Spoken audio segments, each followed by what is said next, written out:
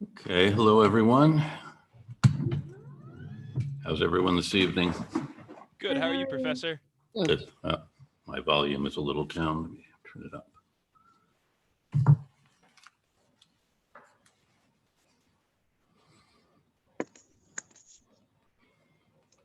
Okay, how's everyone this evening?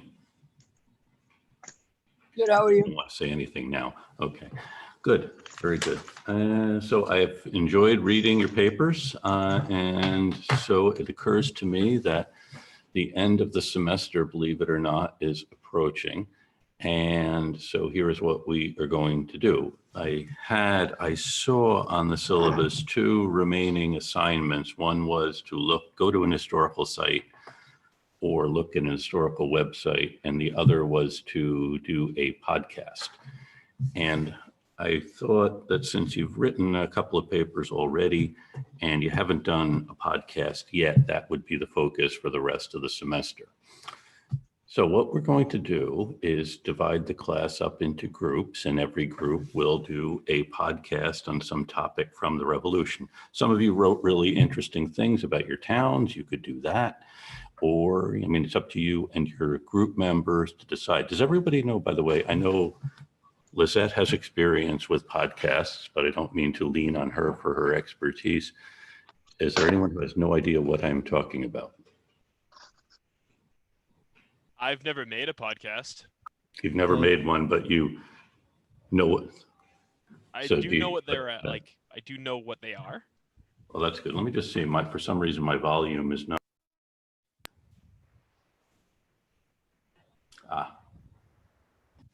Okay. Can you repeat yourself, Sean? Yeah. So like, I've never made it, but I know like what they are.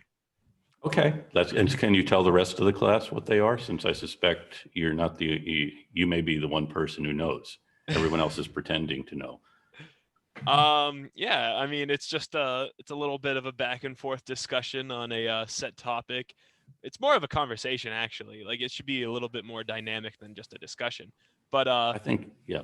and it's just like discussing a topic. So in this circumstance, it would be American Revolution related topics. Right. Yeah. Is that jibe with what other people think, or does anyone else have thoughts on what it should be?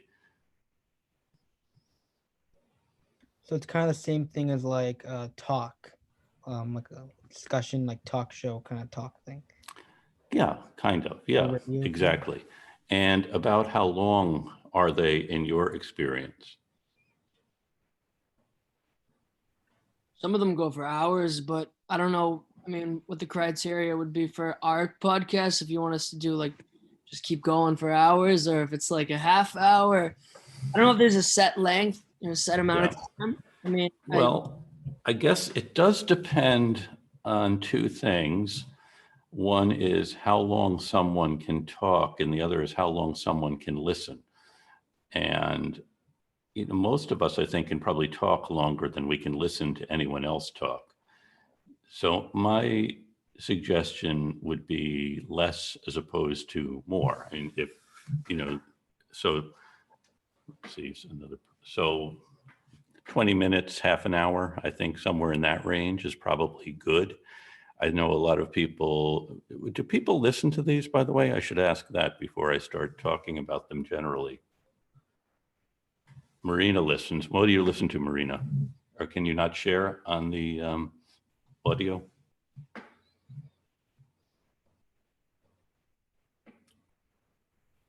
Okay, quite a few people listen to podcasts. This is good. And what is it you listen for when you're listening or when you choose one? Maybe something that interests us. Okay. Now, Jake, you seem to be the only one volunteering to talk. The two Jakes are, and which is good. History related, good storytelling, true crime. Sports related podcast. Sports related. Okay. Tariq says none whatsoever. Generally, I always look for like a podcast that like is a little. It definitely has to interest me, and that's in like a couple different fields. So like I guess, geez, I'm on the spot. You are. Like I know the big one that I will usually listen to is like the Joe Rogan podcast, and that's like very dynamic in what it offers. So like there's like Mhm. science, there's like sports, there's like MMA, like it's all a bunch of different stuff. Okay, is anyone else familiar with that one? Yeah, I am. I usually watch. Okay. So what I am going to do then is put you into groups, and hopefully, well, everyone here signed up for a class on the American Revolution. And what you'll do then is design a pod. You only need to do one episode. If you are so interested in it, you want to do more than that, that's great. And your assignment is going to be, once we figure this out, let's see, to create kind of a theme for it. And if you want to do music, etc. But the final assignment will be to deliver a video that then I can upload onto the podcast site. Okay. Let's see, Tariq's entered the waiting room. So that's your assignment here. Let me just see.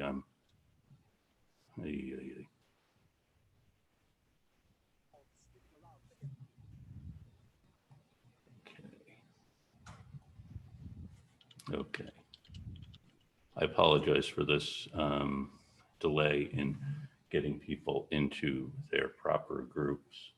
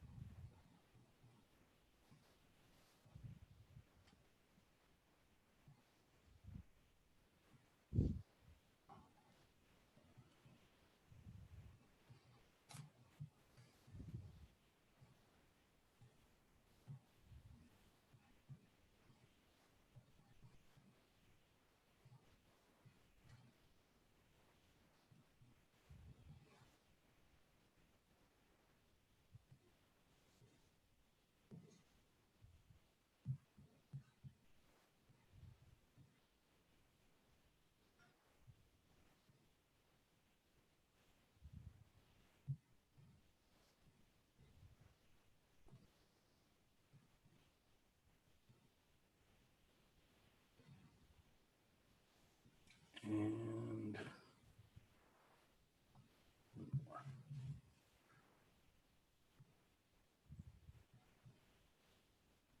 okay, so now I am going to open the rooms, and you should get an invitation to join a breakout room. If you don't, let me know.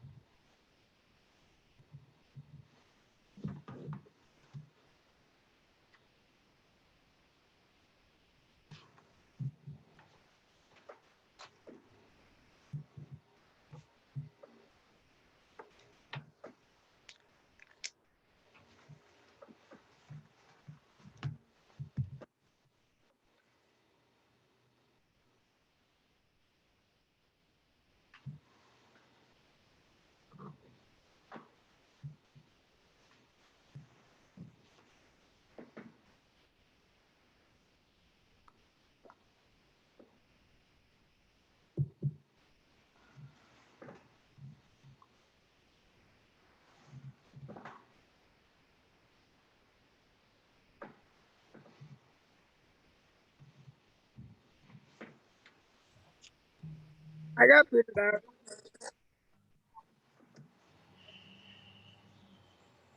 Oh wait. You're the first.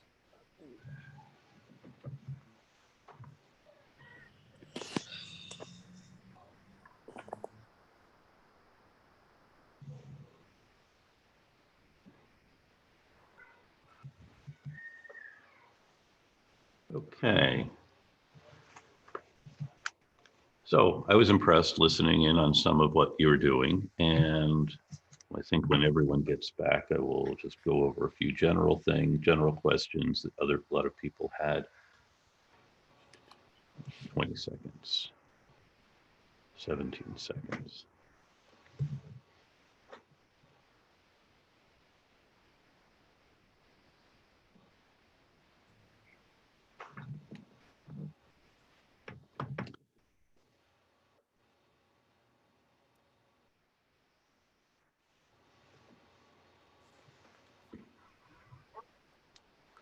Okay, so just a couple of general things. A number of people asked about. One, this is the final assignment for the class. It will be due sometime in the last week of the class, and each of your groups is responsible for one podcast of so one link. If you do this on Zoom, it's very easy. Just make sure you're recording it. It automatically records. If for some reason you cannot set up a Zoom meeting that will record, let me know. I'll set it up for you. I won't participate, but we'll do that. You can record it, and usually you get then a number of choices afterwards. Usually it does a video option, an audio option, as well as a transcript. So it's really up to each of you how you want to structure your podcast, and each should be about half an hour long. Kind of shoot for that. If it's longer, it's okay. If it's way shorter, maybe you want to think about some other things to talk about. And if you do the video portion as well, that can be posted on Facebook, other places too. So you want to think about how you structure it. And it's not essential that every member of the group be on tape or on the talking, but every member of the group has to be participating, and you're graded as a group, although sometimes there are people who don't pull their weight, and let me know. If you're the person not pulling your weight, let me know. If you've never heard from a member in the group, let me know that. And other than that, it should be a fun thing to do. And you will also evaluate each other's too. And I don't know, should we grade on who gets the most listeners, or is that an unfair thing to do since someone comes from a huge family and everyone's going to listen to it? And okay, it's a possibility.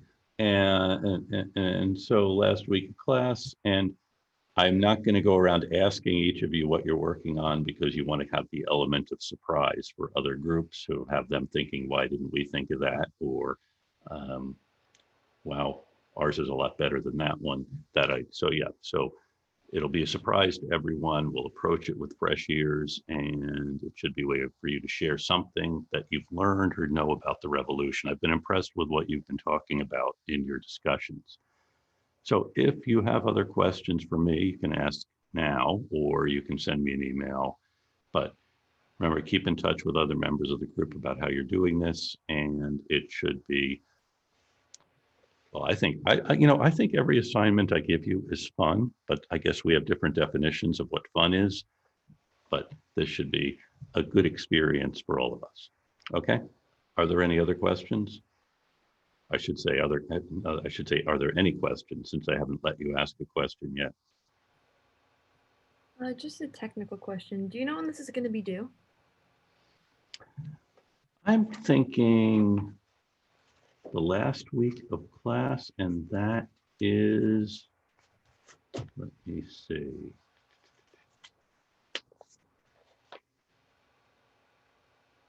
That's not it. Here we go. Yeah, December 7th. That week. Okay, so yeah. That way, if they're due December 7th, we'll all have a chance to listen to them. We can talk about them on December 9th, and so good. Okay. Thank you. Thanks for asking, Lizette. Okay. And we've decided not to do the evaluation of an historical site because it's difficult to get into historical sites right now. And I know someone was asking me today, well, when I was in third grade, I went to the Paul Revere House. Can I write about that? And believe it or not, he's not the only person. He actually asked. I've had students who actually have turned in reports of places they went to in elementary school. And typically, I usually can tell. Some places have changed a bit since you were in elementary school. And okay, I'm not giving you tips on how to get by in history classes or how to get by in life. Now you understand how I managed to get a PhD. So, okay, other questions about this or about other things we're doing for the class? I'm sure, well, no, I'm not going to share any more of my stories of how I did this. Okay, so other questions about anything at all? Okay, so the last time I think we were talking, if I recall, does anyone else recall what we were talking about the last time we were all together? It was actually a week ago, wasn't it? We didn't meet on Wednesday, so here we are. It's been a long week, and you've done lots of things in that week. I haven't done too much in that week. Where did we leave off? Inflation was big. Inflation was big. Okay, yeah. And we hadn't solved that problem, had we? Don't believe so. No, that's good, Sean. No, that is good. Inflation was big. Anything else people remember? James Madison. Okay, James Madison, and what's he up to? And if you say 5'2", that's right. But Well, he was trying to get voted in, but they voted somebody who offered them free alcohol instead. that's right. That's right. That's a good story to remember. And Madison is thinking, so he does finally get elected, and he serves in the Virginia legislature. Then he serves as Virginia's delegate to Congress.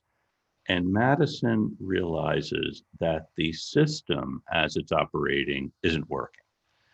And so how do you solve this big problem? I mean, this is a structural problem. And unless you solve the structural problem, you can't address the political financial problem that Sean raised, which is inflation, and the problem of how you're going to pay the soldiers and these other problems. He sees it is a problem inherent in the system. And so Madison spends months in the spring of 1787 looking at what went wrong with earlier confederations and how come they all ultimately failed. So he is thinking about the problems of the Confederation, and he writes a memo in the spring of 1787, really to himself, called Vices of the Political System. And he sees the problems that the states make all kinds of laws, and they vary from state to state. And the states change their laws quite frequently, so you never really know what the law is. Just as an example, in 1781, Robert Morris, who was the Minister for Finance, thought we really should have a bank so that the bank can loan money to the United States and do other things. You really need a bank that would operate as a national bank, but the problem is Congress can't create a national bank. So he has the Pennsylvania legislature create a bank. And Thomas Paine writes a pamphlet actually about how great banks are and why we need a bank. And so the Pennsylvania legislature creates a bank. Now, banks are very useful things, but usually they're not politically popular things. And banks mobilize credit, which means banks loan money out, but then banks also charge you interest and so on. And if you have a loan that is due and you can't pay it, the bank will seize your property. So banks can also be unpopular things. And a year after Pennsylvania chartered a bank, the Pennsylvania legislature said, you know what, we don't like the bank after all. So they removed the charter, they closed it. So here, Robert Morris had thought, okay, we can help solve this inflation problem by having a bank, but then the next year you can't have a bank. So you have what Madison calls the mutability of state laws and also the injustice of state laws. So it's a long, well, it's not that long a memorandum about what's wrong with the political system, but he sees the real problem is this: the Congress can't do things to solve these problems because Congress does not represent anyone other than the state governments. Congress cannot coerce the states because Congress doesn't have any kind of a relationship with the states. Now, this raises a pretty big problem, which is inherent in any kind of system governed by the majority. How can you have a system where the majority governs and protect the rights or the interests of minorities? Because if 51% of the people want something and that goes against the interest of 49%, the 49% are really out of luck. Madison says if you have 3 people and 2 of them have an interest that is at odds with the third doesn't have a chance. If you have 3,000 people and 2,000 of them have an interest that is different from the interest of the other 1,000, that 1,000, you can't trust majorities. But on the other hand, what kind of a system can you have other than majority rule? This is a huge problem. How do you protect the interests of minorities in a system governed by the majority? And Madison actually did think he had a solution to this. And one of the truisms of the day, that is, if we were back in 1780 studying political science, we all would be studying the works of a Frenchman named Montesquieu. And Montesquieu had written a book called he wrote a book about the law, okay, and about the nature of governments and the spirit of the law. And Montesquieu said essentially there are 3 different kinds of governments. He wasn't saying I like one better than the other. He was just trying to break down, he's trying to make this a science of government. What makes governments work? And he saw, studying the world from the comfort of Paris and looking at the world the way an educated Frenchman would, essentially there are 3 kinds of governments. That is 3 operating principles in government. There are tyrannies. This is government by one person. And his examples of tyranny were Turkey and China. In Turkey, you have the Sultan, and in China, you have the emperor. And then they have this big system that operates. And the thing that keeps a tyranny going is everyone's afraid of the emperor. And the emperor also is afraid of someone else deciding, hey, I would like to be emperor. So fear is the operating force in an empire. And an empire has this advantage. It can operate over a large area. You couldn't have the other 2 kinds of governments operating over a large area. The next kind of government, according to Montesquieu, is an aristocracy. And here the model for Montesquieu really was Germany. These German states each had an elector or a prince. And periodically, all of the leaders of Germany would gather. But these princes don't exert power over the other principalities. They exert power within their own state. And what keeps them going here is what he calls honor. That is, none of these princes wants to defile his honor by seizing power. And also, he is in a reciprocal relationship with the people he governs. They know he is the prince and they are the subject. So you have this reciprocal relationship here. And then I'm told, by the way, by people who study medieval Europe that feudalism as we understand it really didn't exist. But had Montesquieu known more about Japan, this actually is the way the Japanese system operated at this time, with the daimyo exercising power over their fiefdoms and gathering every year in Edo, the ceremonial capital. And there is an emperor, but he's a ceremonial figure. The real power is in the daimyo, these local guys. So this is an aristocracy ruled by the nobility, and they hold power through their honor. And then finally, there are the republics. And republics can only operate in a small area where people share a common interest. And in a republic, you essentially have voting. And the reason you have to have a common interest is because the problem Madison points out, if there's a different interest, that's going to get voted down. And the examples of republics for Montesquieu were the Dutch Republic, a relatively small area, all of these merchants in the Netherlands, and they have kind of a common interest in trade. And so they all vote on things. And you can't have a republic operating over a larger area because you have to vote all the time. And the thing that keeps a republic going, according to Montesquieu, does anyone know? What keeps someone in the republic from deciding, I'd be a lot better off, instead of just being one member of this republic, being the lord of the republic and taking power? And it's the same thing, similar to what keeps one of these nobles in Japan or in Germany from deciding, I'd be better off being the emperor of this. For the nobles, excuse me?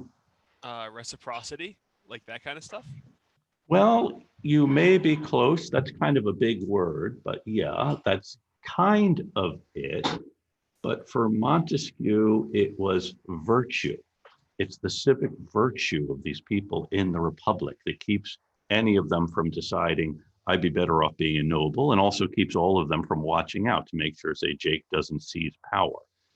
By the way, there's a really good example of this. In the 1970s, a very popular movie came out about government and forms of government and about the American Revolution. It was told in kind of an allegory. And there is a republic, and the republic is part of a federation. But then at some point, someone in the federation decides he'd rather be an emperor. And as a way of, there's this classic scene, I see James might recognize this story, where I should have brought in the clip, where the empire has created the Death Star that can obliterate any republic that is trying to make a stand. And Darth Vader announces that the last vestiges of the Republic have been swept away, and now fear will govern the empire. George Lucas clearly had read Montesquieu, and he knew all of this. And by the way, some other time I can go through why this is this great allegory about the revolution and about these political ideas. So you have this idea about republics have to be small. This is why each of the American states was a republic, and some of them were actually bigger than any of the states of Europe, and all together they were definitely. So you could not possibly have a republic that covered the entire eastern part of the United States. You had to have each state as a republic. Otherwise, it would devolve into tyranny, which everyone knew because everyone had read Montesquieu, and Montesquieu was the last word in political theory. And Madison says, Montesquieu is wrong. Republics should not be small, because the smaller they are, you're going to have more intense rivalries within them, and there will be no check on the tyranny of a majority inside a republic that is small. And an example of this for Madison and for just about everyone else at the time was Rhode Island, where the majority governed and the interests of the minorities. And when they're talking about minorities, they're really talking about economic minorities like those who loan money out, or bankers or merchants, are trampled under the will of the majority. So what they're trying to do is create a system where, yeah, the majority governs, but the minority is also protected. And for Madison, another example of this, another way he saw this idea of republics not working in a small sphere, was in the area of religion. In Massachusetts, in order to vote, you needed to be a member of the Congregational Church, and you paid taxes to support the Congregational Church. And in Virginia, you had to be a member of the Anglican Church. And in both of these places, the Baptists were trampled upon by the majority. The Virginia legislature was controlled by Episcopalians, the Massachusetts legislature by Congregationalists, and in both cases, the Baptists had to pay taxes to support a church they did not belong to. So how can you say, Madison also says, there's no such thing as a republic where everyone has a common interest, because there are lots of different interests. Each of you has a number of different interests you may belong to, or ideas you may share with others, and things that divide you. So Madison saw the really way to protect the rights of minorities in a Republican system is to make the republic bigger. But how do you do that and keep it a republic, prevent it from becoming a tyranny? You can see this is a very complicated question. And you're probably wishing I would go back to talking about Star Wars, because at least you could understand the plot of that. So you have this big problem about republics and how to construe them. So Madison thought he saw a solution to this, that you'll extend the sphere of the republic. And instead of having the United States as a loose alliance of 13 different sovereign states, you would make the United States into an entity with a government over the entire United States.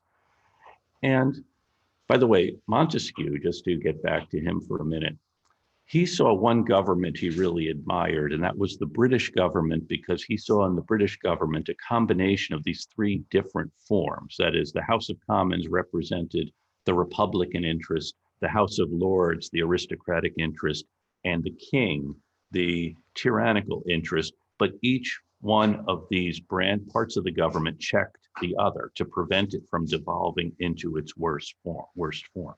So, big philosophical problem here. Now, remember, Madison is not a political philosopher.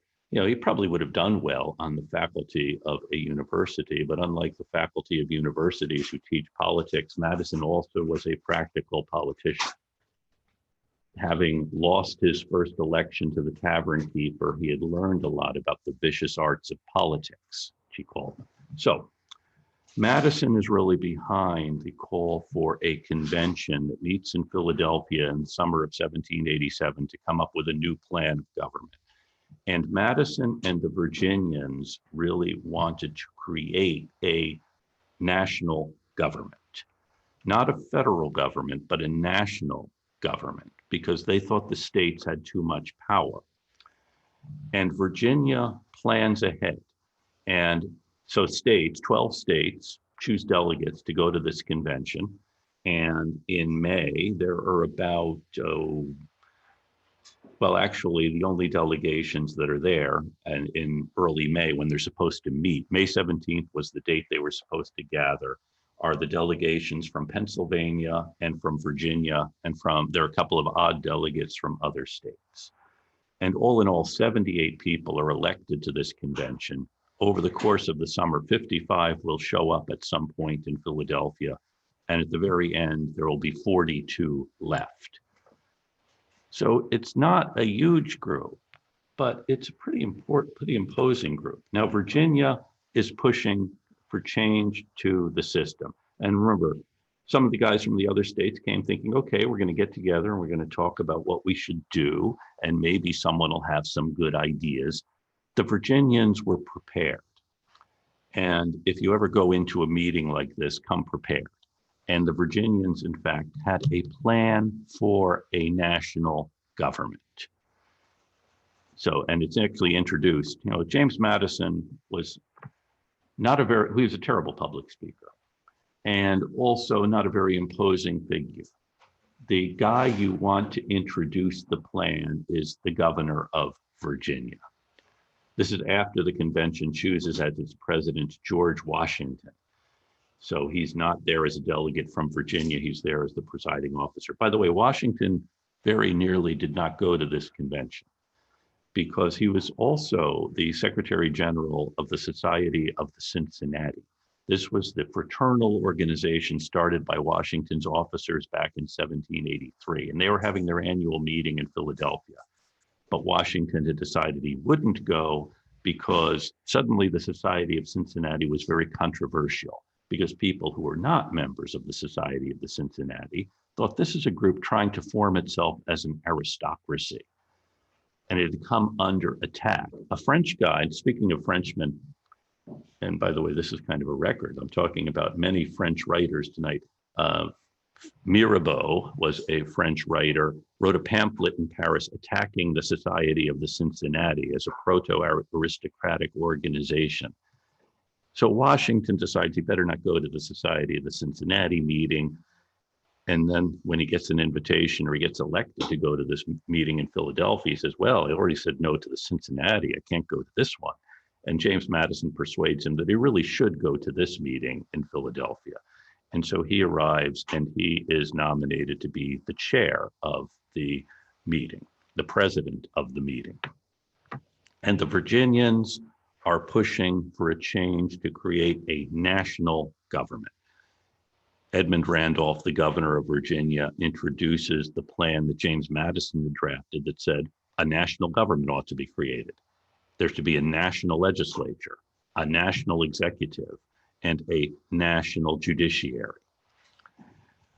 By the way, do you know the difference between national and federal? Because sometimes we use these two terms interchangeably, and in 1787, they meant very different things.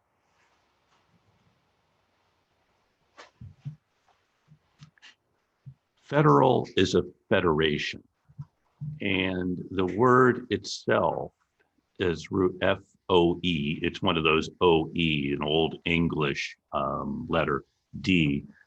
It's the same as the root for fetus. That is, it's something incipient, and it's a connection of sovereign entities. National is something different. The root for nation is the same as the root for natal, which is about birth. So a nation is a group of people connected by birth. So you talk about the French nation or the Iroquois nation or these other nations.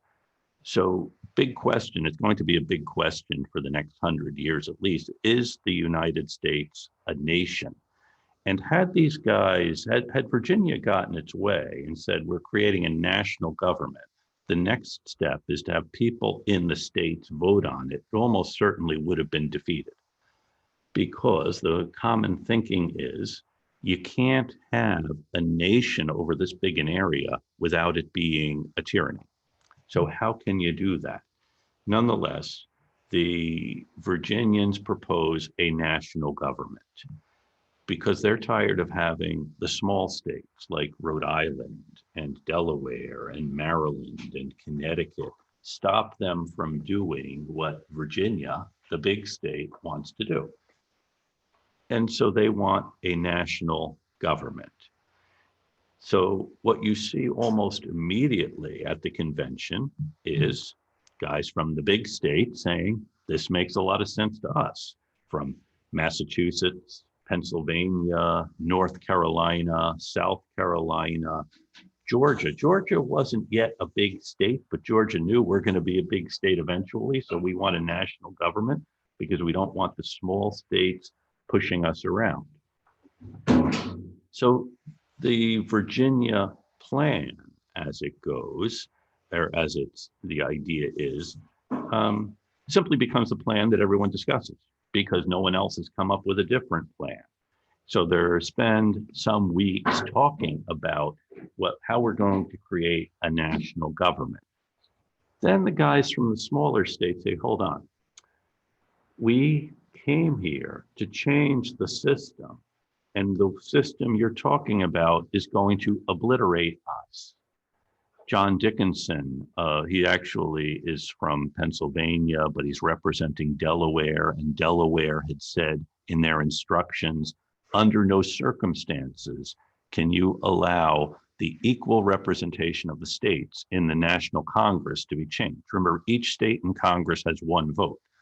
In this national plan that the Virginians are proposing, there will be a two-house national legislature, but each one will have states represented by population. So the bigger states will have more votes, which is only fair.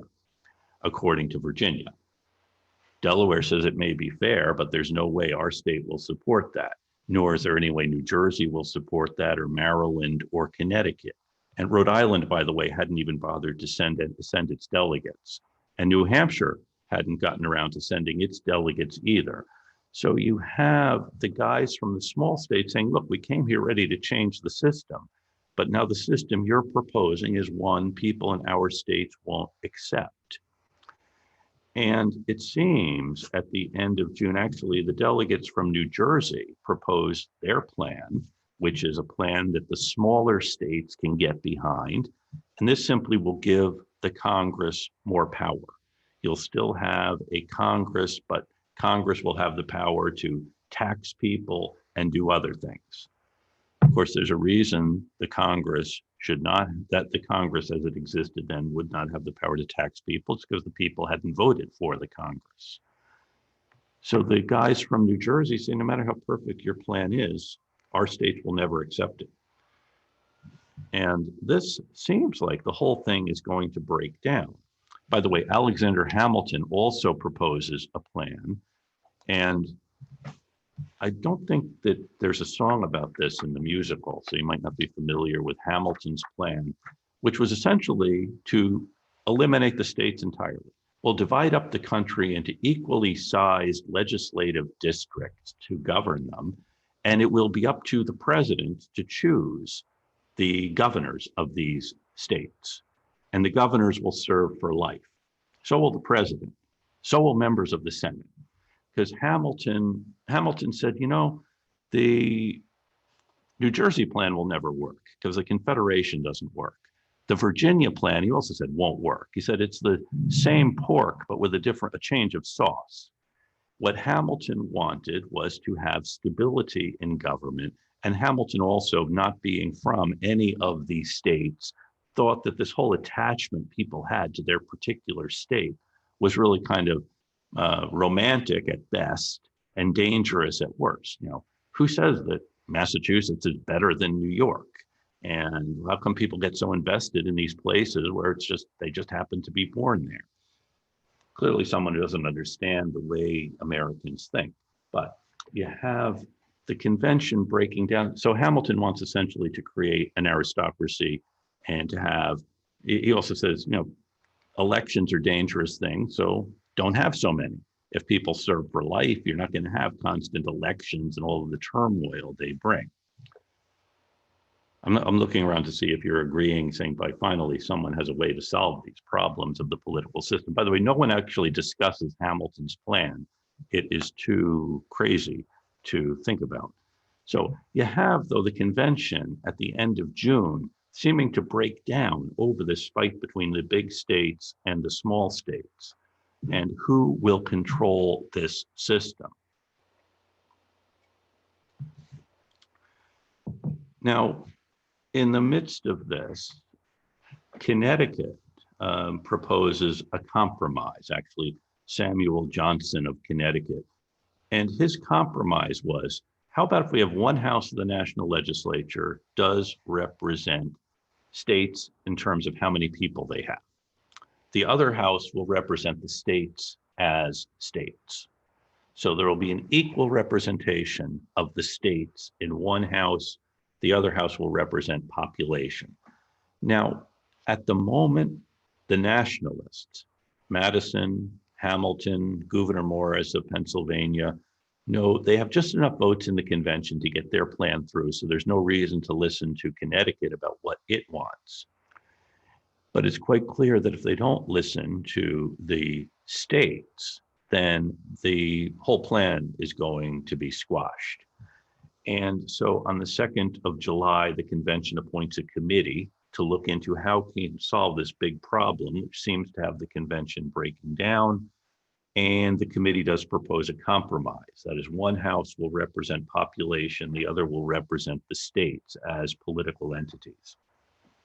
So this is a major breakthrough at the convention, having one house of the national legislature representing population, the other representing the states. And after this, things are relatively easy to work out the system as a whole. There's still details. Should the president serve for a 6-year term, not be eligible for re-election, or should he serve for a 4-year term and be eligible for re-election? Should you have, they really don't spend much time talking about a national judiciary. They just know there will be one. And so the convention continues meeting. There's also another issue comes up about who will be eligible to vote, because different states have different qualifications for voting. In Pennsylvania, if you were a guy who paid a shilling in taxes, you could vote. If you were in New Jersey and you owned a certain amount of property, whether you were male or female, you could vote. And in Massachusetts, you had to have at least an income of about £3 a year to vote. So you have different voting qualifications depending on property in different states. And then there are places like the Carolinas and Virginia, where in Virginia, 40% of the population was enslaved. And in South Carolina, more than half of the people were enslaved. So you have a smaller group of voters, but a bigger population. And this raises the slavery issue comes up, but also the issue of who should vote for members of the National Congress. And one proposal actually introduced by John Dickinson is, why don't we restrict the right to vote to property holders? So only freeholders, that is people who own their property without a mortgage, can vote. And there's a reason you want only freeholders voting. It's because they are not dependent on anyone.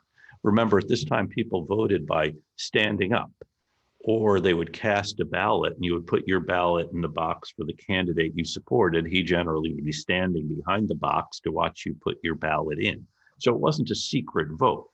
So if everyone here is working for, well, let us suppose we're all working for Bill Bannon and he can see how we vote, he'll fire us if we don't vote his way. Most of us are probably going to vote the way he wants. However, if we are property holders, we're not going to be so easily swayed. So you have this big problem about who should vote in this new system that we are creating. And remember, everyone at this convention is a property holder. Everyone here is going to be able to vote, and they're really worried about the future. And Dickinson says there may come a time when most of the people won't be property holders. And then what is going to happen to our elections? We'll have people selling their votes, particularly people in cities. One of the stipulations for voting was that you had to own landed property, and you're more likely to own landed property in a place with a lot of land than you are in a small city.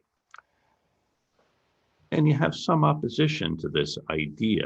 Actually, Nathaniel Gorham of Massachusetts says that in Boston, we have people who don't own landed property voting. He's thinking actually of merchants in Boston. And our elections go pretty well. I think it's the last time anyone used a Boston election as an example of how things should go. And Gouverneur Morris, who's representing New York, and Morris is one of the most interesting characters in this period, which is probably making you wonder how come I haven't mentioned him before. He was the younger son of one of the wealthiest guys in the country, and the family estate was Morrisania, which is now the South Bronx. And young Gouverneur Morris, who was very smart, only had one leg, and there are different stories about how he lost his leg. The one that seems to be most supported by the evidence was he was courting a woman who was married to someone else, and the husband came home and he had to leave quickly through the second floor window, and that caused serious damage to his leg, which had to be amputated. And so he has one leg and a sharp tongue. There's a story during the convention, and we'll get back to Morris's plan probably next time, when he is saying that there is not a man that I am afraid of. And someone says, you wouldn't dare go slap Washington on the back. Well, Morris had just issued this challenge that I'm not afraid of anyone, and now someone challenges him. So he goes up to Washington, slaps him on the back and says, hey, General, how are you doing? And Morris said he wished that the ground could open up and swallow him after this, because you don't slap George Washington on the back. But Morris also says only property holders should vote. And if you're a merchant, the way Gorham is talking about, and you value the right to vote, you should buy property. And if you don't value the right to vote, you don't deserve it. And this move to restrict the right to vote to property holders is stopped at the convention by two people. One is George Mason of Virginia, who's one of the wealthiest men there. And Mason says, a moneyed man or a merchant shouldn't be distrusted, but also the parent of a large number of children who are going to seek their fortune in their own country shouldn't be treated as suspicious characters. So it's not just, there are other ways of showing you have a connection with the society than owning property. And for Mason, it's being the parent of a large number of children. And then Franklin, the son of a Boston soap boiler, warns the delegates not to distrust the virtue and common sense of ordinary people. During the war, he said, British sailors who were taken prisoner by the Americans would join our Navy. American sailors, by the way, sailors at the time were the lowest part of the economic spectrum. And American sailors who were taken prisoner by the British could have become free if they had served in the British Navy, but they refused. And the reason is these two countries treat common people differently. In England, they are restricted from voting, restricted from exercising political rights, but in America, they're not. And he warns the delegates about going down that path of restricting the right to vote to the wealthy. So the convention decides that it will be up to each state to determine, well, if you can vote for the lowest house of a state legislature, you can vote for members of Congress. So the convention wraps up in September, having proposed a constitution. And then the next step is to get the Constitution ratified. And I think that's going to be it for tonight. We'll have to come back next week on Wednesday, to find out if the Constitution gets ratified and if it works. Okay. So I will see you all on Wednesday. Thank you. Yeah, Professor. Thank you. Take care. Good to see you. Thank you. Thank you.